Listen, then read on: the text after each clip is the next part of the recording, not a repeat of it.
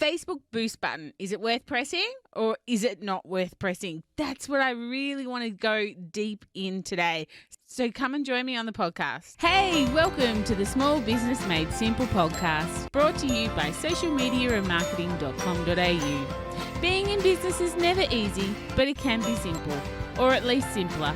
Join me, your host Jen Donovan, every week where we focus on marketing, social media, and working towards simplifying your business. You with me? Let's do this. Gonna dream it big, 'cause someone out there listening. Everyone's got a voice to give, and it's time I heard you whistling, 'cause there's no point at all, in dreaming small. Why, hey there, podcast family. Welcome to episode 43 of the Small Business Made Simple podcast. Thank you so much for joining me today and lending me your ears. I know you have lots of choices out there, and I do sincerely appreciate you making me one of them. Today's episode is actually brought to you by my brand new course, Facebook Ads for Beginners. It's been many hours in the making, but it's here, and I'm more excited than a cat when the Christmas tree goes up. I love talking about Facebook ads, and if you've listened to my last couple of episodes, you will know why. I believe they have some really big power and can make a really big difference in my business and also in yours. But one of the biggest mistakes I see people making, and probably one of the most asked questions I get when it comes to Facebook ads, is to boost or not to boost. So I thought I'd deal with it on the podcast as its own podcast. I know I've spoken about it a couple of times, but I've dedicated a whole episode to boost or not to boost. It won't surprise you to learn that I'm actually anti-boosting, but it might surprise you to hear that I do think it does have a time and a place, but I'll talk about that a little bit later. So before I get all addsie on you, let's do the discovery of the week. This discovery, it's a fun one. If you're anything like me, you see things, you get curious and think, how'd they do that? And off you set down 100 rabbit holes looking for the solution to what you saw, which was a little bit cute or a little bit different or a little bit awesome. And alas, this was one of those needless investigations driven purely by curiosity. So let me explain. Have you ever seen on Facebook or Instagram or social media really, but I do see them in people's stories more so, where someone has a post that is someone texting as an animation, and then a second later somebody responds, and it all has all the sound effects and that of someone texting on their mobile phone. So it's got that look and that feel. Well, that's what I saw, and I thought, you know what, that's pretty cool. So down the rabbit hole of investigation I went, and I found an app that actually does it. It's called Texting Story, and you'll find it in your app store. It's free, and well, frankly, I think it's just a little bit cool. If standing out from the crowd on social media where it's busy and crowded is the name of our game, then this little app hits that goal for me. And plus, it's like having a little conversation with yourself, and for those of you who talk to yourself, you know how fun that can be. Anyway, check it out. I'll have a story of what I'm talking about on Instagram stories today. So if you have a look at that, you can head to Small Business Made Simple and check it out there in my Instagram story. As always, just a little disclaimer, my discoveries are just that, and I'm in no way affiliated with them, and I promise to tell you if I am. I just love them. I think they're a little bit cute. This one's a little bit fun, and I know that you guys love discoveries as well. And of course, if you have one you'd like to share with me, please find me on social media and tag me, or send me an email, jen@jendonovan.com.au. I really love to know what tools you're using in your business to make your life a little bit simpler. So let's get into, are Facebook boost posts worth it? So this is what a Facebook accounts manager has recently been quoted as saying when it comes to boosted posts. You are targeting engagement of heavy users, and this does not correlate with purchase intent, brand recognition, etc. Instead, it is solely focused on those who tend to react or like something. Yikes. Do you want to spend most of your ad dollars on an objective where people like anything? And as I've said several times in this podcast, when it comes to social media, my bank manager doesn't accept likes as payment, and I suspect that yours doesn't either. Boosting, frankly, is chasing a vanity metric, likes. It's not a good business strategy and it doesn't help you reach your business goals. The abundance of information and targeting option for advertisers that can be used for advertising from Facebook can be overwhelming for anyone who doesn't work at a digital agency or who has never tackled Facebook ads before. Facebook knows this, and that is why they created the Boost Post option on their page interface. They know that it needed to be an easier option for businesses, so they created one, but it doesn't mean it's the right one for you. Easy isn't always best. There's a reason why this podcast is called the Small Business Made Simple podcast, not the Small Business Made Easy podcast. Again, easy isn't always the right option. Here's 3 reasons boosted posts are not a good option for you. The first one, there are far more effective options available to you as an advertiser. Boosted posts are just one of 20 different marketing objectives Facebook offers advertisers.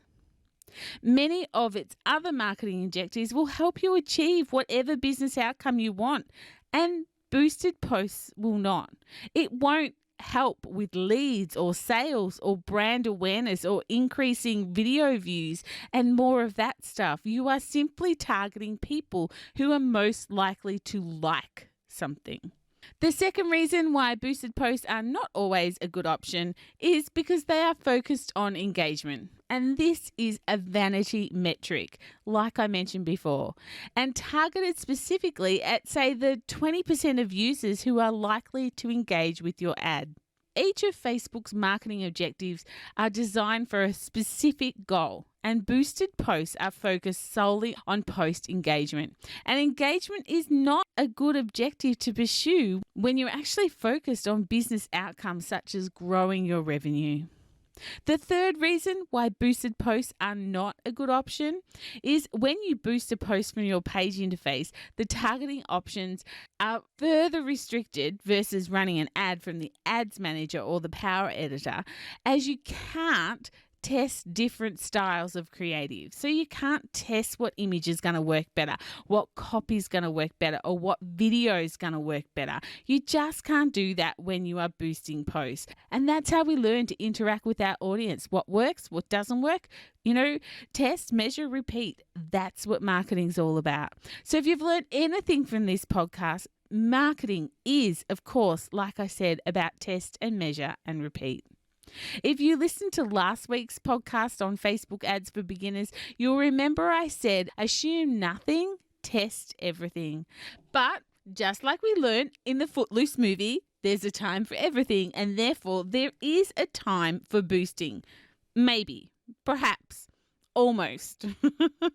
So when should you boost, or when could you use the boost button? The best case for running boosted posts is to actually increase your visibility in your own newsfeed, to communicate with your own fans. People who see your boosted posts are most likely going to be your most engaged fans, those social butterflies who follow you, those people who are always liking and engaging with your posts regardless. My bestie who runs a retail shop, Judd's in Yarrawonga, just to give you a bit of a plug, Shell, she boosts despite my request not to, and she does get results. She puts up a picture of a new, say, green shirt that's just arrived, boosts it for a couple of dollars, and boom, it's sold out. And I hate it. But you know what? It works for her. And it works for that reason, that she's boosting to her super engaged audience. There could be a bit of an argument. Would she sell that same green shirt out even if she didn't boost? But, that's a test and measure thing. I really don't have the metrics on that. But she is boosting to people who already love her in her own feed. But of course, do it with extreme caution and be really aware of what the goal is if you're going to do it. So let's wrap up this little rant about Facebook boosting. I'd love you to put your hand up in the air and say these words: Jen, From today, I promise to keep my fingers off the boost button and I will make time to learn the ads platform because I know it's both powerful and adaptable for my business. Excellent. Glad we got that sorted. Now, if you're interested in my brand new Facebook Ads for Beginners course, I'd love to be the person who teaches you and takes you through learning Facebook ads. I'll take your hand. I'll walk you through step by step. On not only the actual ads platform, but also we talk about setting goals and starting with the end in mind and what your ideal client looks like and so much more. This has been a labor of love and it's my mission to help as many small business owners that I can. And this course is purely built around that core value. I'm so tired of small business owners not using the platform because they don't know how. Not that they don't know it's powerful, they just don't know how. And that all ends today, my little podcast family. So to find out more details, simply go to socialmediamarketing.com.au/Facebook. You'll have lifetime access to the course, and as the platform changes, the course will too, and I'll keep it up to date. But anyway, if you're interested in learning more, just go to socialmediamarketing.com.au/Facebook. So that's it for episode 43, guys. I will be back next Thursday with more marketing know-how and another great discovery.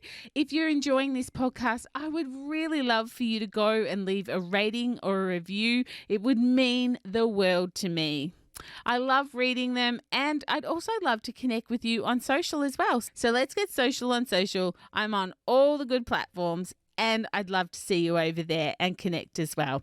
But of course, remember my small business peeps, as my opening song says, there is no point in dreaming small. Tell it